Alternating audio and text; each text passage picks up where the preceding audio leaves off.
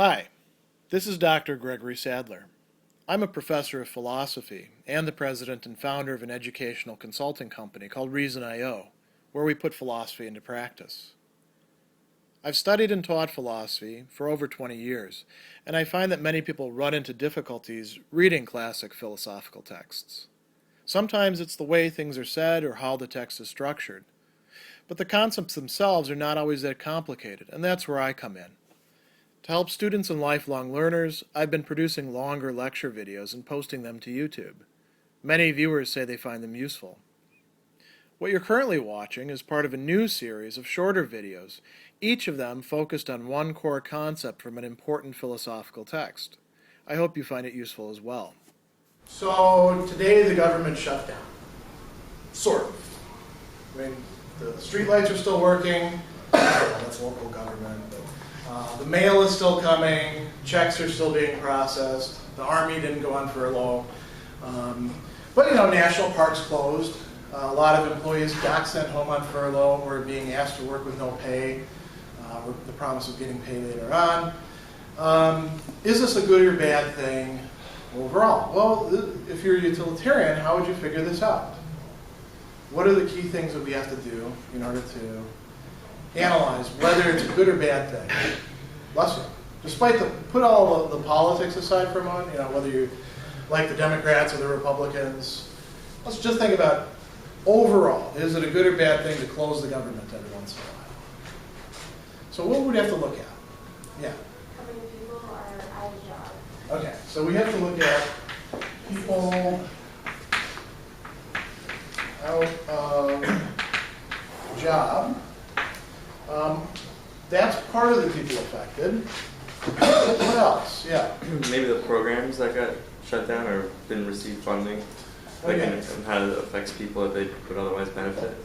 So people benefited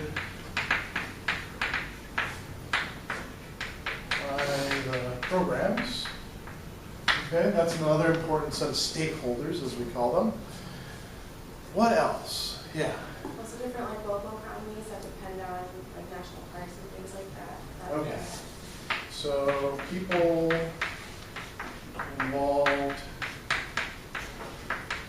and let's call these Cascade economies. You guys know what a cascade is? It's when you have one thing, and then that falls and it knocks a whole bunch of other things down, and that knocks even more stuff down. Think of an avalanche, or like dominoes all falling. That's a cascade effect. So when a federal government program closes in an area, like a park, they're no longer getting the money that would be going out into the local economy, so that means the local economy has less money, they're negatively affected, then that local economy might affect other local economies. That's a cascade. Anybody else that's benefited or harmed by government shutdown? Yeah. Well, and members of Congress don't have to do anything, but they're still getting paid, so I guess they benefit in a sick way. Yeah.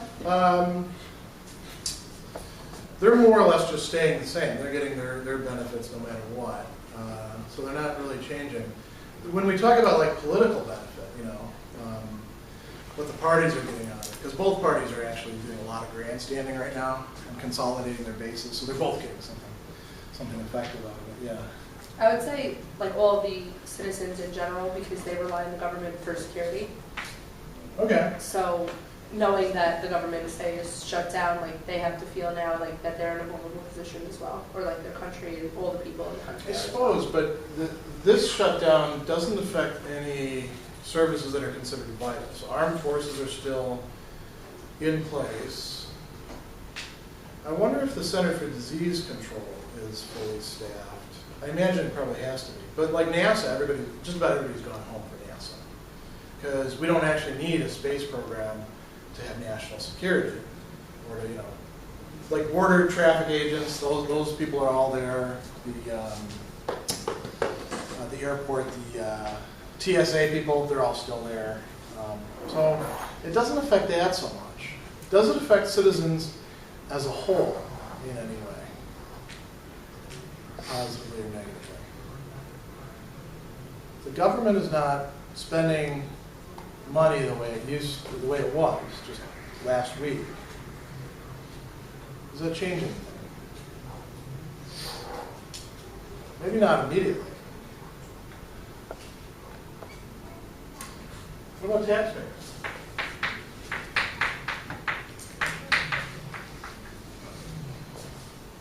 Are taxpayers, as people putting in money, are they negatively or positively affected by a shutdown? Yeah. Maybe negatively because you're not getting the same services. Well, that would already be people benefited by the services. But let's take a local example, property taxes. If you're paying property taxes, as most of you will be when you buy a home, which will probably be in the next 10 years, your property taxes are going in part to like pave roads and pay for police and things like that in your municipality. But what are the bulk of property taxes for? Usually. School.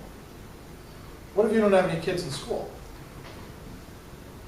Is a reduction in property taxes good for you or bad for you? If you have kids in school, then obviously you're probably not happy about the property taxes, but at least you're getting something out of it. If you're the childless couple, in the expensive house, and you're paying a lot of property tax, say $8,000 a year or something like that, you're probably going to be saying, what am I supposed to be getting for this other than police protection and pothole fixing and the chance to vote for mayor? You might actually be happy to see less money being spent. And there's probably a lot of taxpayers that would like to see government spend less money, in both parties actually. Republicans usually want to cut back on the total budget. Democrats usually are willing to concede that there's a lot of waste in government, a lot of wasted money. So maybe that's a group that's positively affected. So how would we weigh this then? Let's think about these different groups again. So the people who are out of a job, they're government employees. They're not going to be happy, are they? They're happy that they get a little, vacation time, but it's unplanned vacation time. A furlough is not quite the same thing as getting to go to Jamaica or, Key West or something like that. It's you go home and you don't get paid. So that's negatively affecting them in some pretty serious ways. What are the numbers? Anyone know offhand? Yeah. It's 800,000 people. Yeah, which sounds like an awful lot. 800,000 people out of something like 2.3 million government employees, U.S. government employees, not state, local, just U.S. government employees. So it's about, a third? Yeah, about a third of them. You had your hand up? Oh. What do you think the number of people benefited by these different programs are? Let's think about what's actually closing. So state parks, or not state, federal parks. Is that a lot of people or relatively few over the course of, say, a 3-week period? Because these shutdowns don't usually go on for that long. Yeah. During this time, especially in New England, that could be a lot of people because it is a tourist area. Okay. Which area were you talking about? Like New England during the New England, fall, okay. a lot of people come up to New England during the fall to see the leaf change and stuff. But are they federal parks they're going to? Yeah, a lot of times. Okay. New England. I usually think of state parks. But, Gettysburg will be closed, I'm assuming. Smithsonian is closed. Yeah, Smithsonian. Can't go to the White House on a tour. What else? I suppose Yellowstone. Big places like that. Okay, so that could be quite a few people affected. What else? NASA's closed, so if you wanted to go tour a space center or something like that, it's off for right now, but is that really affecting a lot of people? Probably not. Now that could be big for the Cascade stuff. What else is closed in this shutdown? Yeah. I was reading in the Wall Street Journal that the IRS had to cancel audit appointments. Oh! So, I don't know, the implications of that, it could kind of be pretty bad for, it could be good for some people, but Yeah. bad for the majority. I I imagine for anybody who's like lined up for an audit, that's probably good news. Right. Because you know, the IRS does audit quite a few people, and sometimes they're on track and sometimes they're not.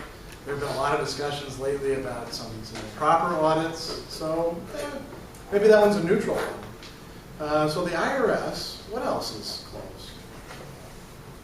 What else actually, yeah? Wasn't something like the healthcare, something healthcare really was closed? Well, that's what led up to this big crisis, because they didn't want to fund, the Republicans didn't want to fund the healthcare bill.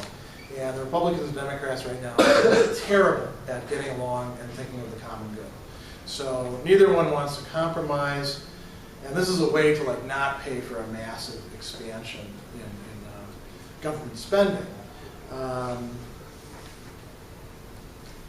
But since it wasn't funded in the first place, it's not like anybody was losing out. Any other things that are major that are getting closed because of this? Yeah. What about our borders? Those are still being controlled. That's one of the essential features. That, just like the military, that they're, at least for the time being, still paying for. Yeah. But like passports are being affected. Yes. If you want to get a new passport now, that's going to be a big inconvenience. Again, how many people does that really affect? Probably not that many right now. You only need a passport every 10 years. So maybe this isn't that large. This is probably a lot larger. People are affected by the Cascade economy. You know, you could ask yourself, do they have sort of a right to an expectation that the government should keep pumping money into these things and it should keep flowing out? And then, you know, how big is the taxpayer base? Pretty big. I mean, once you get out there and start paying taxes for real, you know, you'll find out that it's not quite so much fun, you know, and you wind up in these higher and higher brackets over time where you pay a larger amount. Then you start actually thinking, well, maybe they're spending too much of this money on these things and caring more about that. Maybe, here's what we'd have to ask ourselves. Does the positive benefit to these people outweigh the negative harm to these people? And notice that some of these people aren't in that taxpayer bracket, so they sort of cancel each other out. You know, they take some people out of that. We would actually have to ask if this is a good or bad thing, putting all the politics aside, just looking at it in terms of finances. We'd have to get some more numbers, I think. We'd have to find some ways to quantify how much harm is being done to these people, how much benefit is happening to these people. Notice, too, that the benefit to these people, it's not going to happen right away. If your tax bill goes down eventually because of a government shutdown, because the government didn't spend as much money, when is that going to happen? Tomorrow? End of the year? Could be a couple of years before it happens. So maybe it's not that much benefit to the taxpayers. Maybe this is more of a bad thing overall than a good thing.